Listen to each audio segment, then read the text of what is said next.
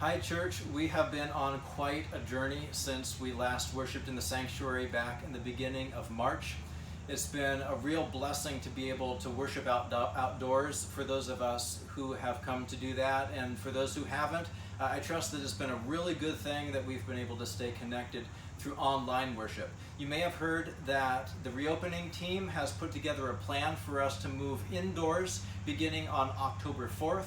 The session has endorsed that plan, and now here's a video that is going to show some of what we can expect when we move indoors. A lot of what we're going to be doing in terms of safety practices indoors is similar to what we've been doing outdoors, but because indoors is different, we're adding some additional layers of protection so that all who choose to come and worship inside can do everything we can to protect each other and to guard our community. We're doing this all out of our vision, loving God, sharing relationships, and serving others from the heart of Christ. So the first thing everyone wants to do before deciding to come to in-person worship is to ask, am I in the right spot in life to go ahead and come? And so for some people, that's asking things like, how is my immune system? Physicians in the congregation have strongly recommended, the session strongly recommends, that if you are immunocompromised, or if you are sick right now, or if you just have some kind of medical factor that puts you at a higher risk from contracting COVID-19 or becoming really, really ill from having gotten it, if that's the case for you, we strongly encourage you to worship with the church from home online until it's fully safe for you to come and share in worship. And we do this entirely out of love. For those who do feel that it's safe for them to come and worship indoors, we ask that they fully participate in the protections that we have in place, the different practices and protocols. We ask this for your own good, and we ask this so you can be part of the way the church is seeking the good of our other members and seeking the good of our community. So you'll notice here a couple of signs that are posted on the door right when we come in. Welcome back to church. And indeed, this is going to be a great welcome for those who come back in. We're asking that everyone wear a mask at all times. We're going to have some hand sanitizer there inside the door for sanitizing upon entry. We're going to be spaced 6 feet apart as we've grown accustomed at the store, and if we've gone to sporting events or anything like that for our family sporting events anyway, 6 feet apart at all times between individuals or between family groups. And this is going to be a no contact service, so we're going to continue to refrain from giving hugs and shaking hands. We're not going to have things to pass out or anything like that.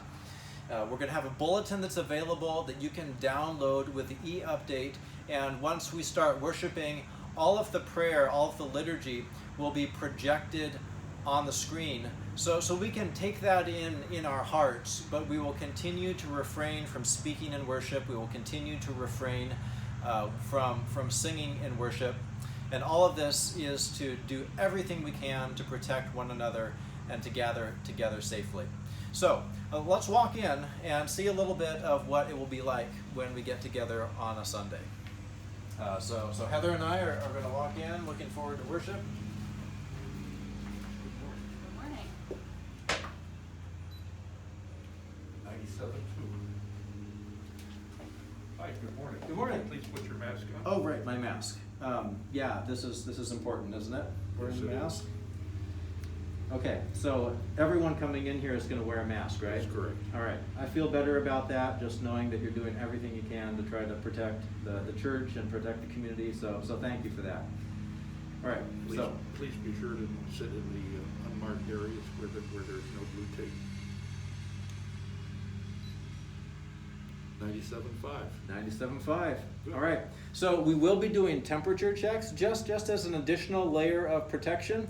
We're going to say that to come and worship, you need to have a temperature that is under 100 degrees. And really, if you got 100 degrees, you are not feeling well. You got to go home. You got to maybe call your doctor, see what's going on. 100 degrees, man, you feel kind of yucky. You don't want to be at home and worship. You want to be at worship. You want to be at home getting better.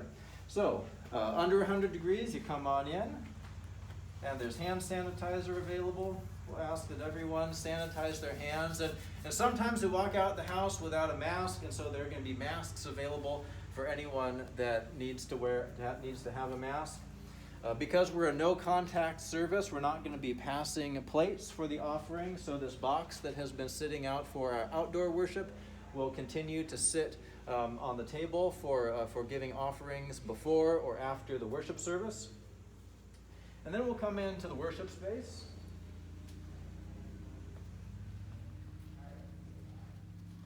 And we'll find pews that have been marked with distanced pieces of tape. And ushers, if it's not clear to you, ushers will show where it's good for you to sit so you're a safe distance from other worshipers. So where do you want to sit here?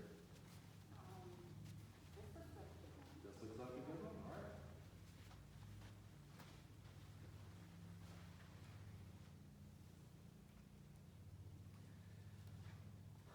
Elizabeth. It looks like Elizabeth is leading worship. Elizabeth, hey. You look like you're kind of far away there. I'm making a point to stand a little bit farther back so that I'm safely distanced from the rest of the congregation. So in worship, our speaking is going to be done by our worship leaders only. So that will be whoever is leading from the front. The person leading from the front is the only one who will be speaking during the service, and we'll do so without a mask, just so we can see faces. But to add a layer of protection, our worship leaders are going to be pressed back a little bit farther toward the cross. We will also have the praise team leading a little bit farther back in the chancel space. The praise team members will wear masks, except for the vocalist. We'll have a single vocalist leading our worship during the worship service. We will continue to refrain from congregational singing, since we know that singing produces more aerosols, more droplets, and we're trying to keep that at a minimum in order to make the safest worship space possible. So our worship service is also going to be a little bit shorter because we know that contact time is a factor for transmission of COVID-19. So our worship services, and some of you might be grateful for this, our worship services are going to aim at 40 minutes in length. So it's going to be a real gift for those of us who choose to gather, and it'll be a gift for us to stay together when we're connected online. But we're going to need to show some restraint in certain things. We know that this is not our preference for how we would worship if it were all up to us.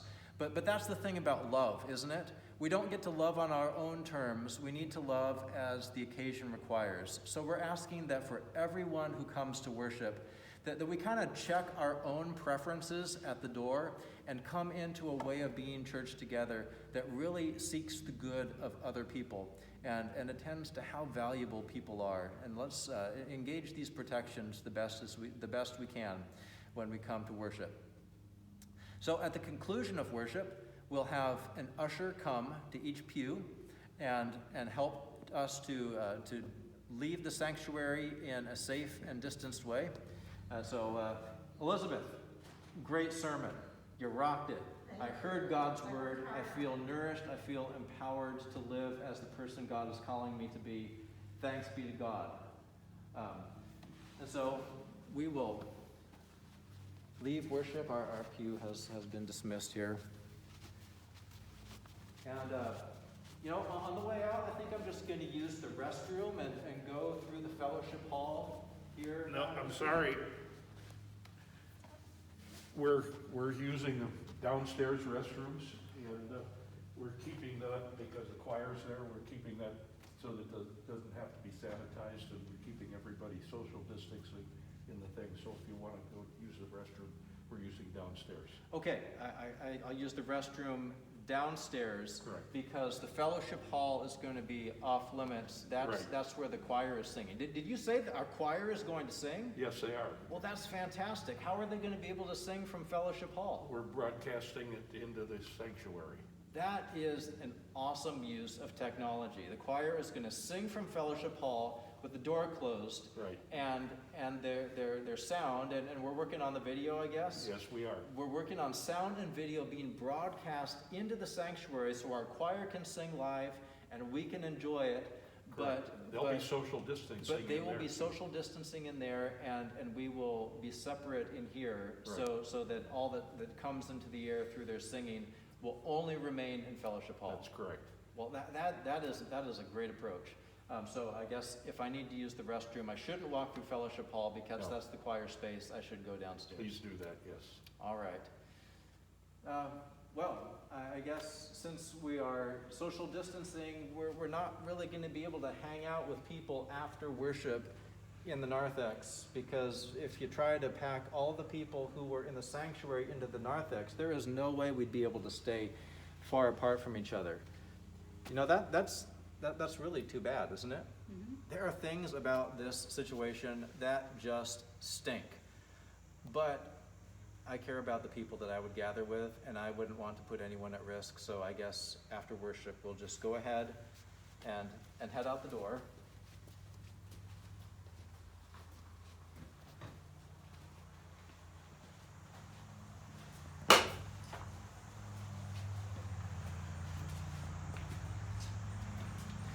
And I think in the midst of all of it, just to be grateful for one another's presence. You know, that's something that is becoming so important to me. The mask wearing, you know, I notice that I look people in the eye more a little bit when I'm wearing a mask, because that's the part of the face that I see. And that when I do it, I think I feel like the person I'm looking at is really important, their presence is important, and I want to guard them and be grateful for how they are guarding me. So this is some of the discipline that we're asking to the church to live into as part of our vision: loving God, sharing relationships, and serving others from the heart of Christ. So, if you have any questions about what our reopening plan is, you can send an email to me, matt@christpeaceusa.org. If I don't know the answer, I'll get it out to the reopening team, and we'll figure out a response to you. If you have concerns for our reopening plan, we want to hear that too. In all things, we want to do everything we can to love our neighbors. That is the high value of Jesus, and so it's a high value of Christ Church.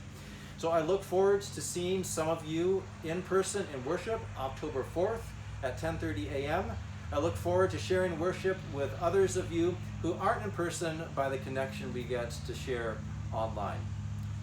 Let's keep on living our vision, loving God, sharing relationships, serving others from the heart of Christ.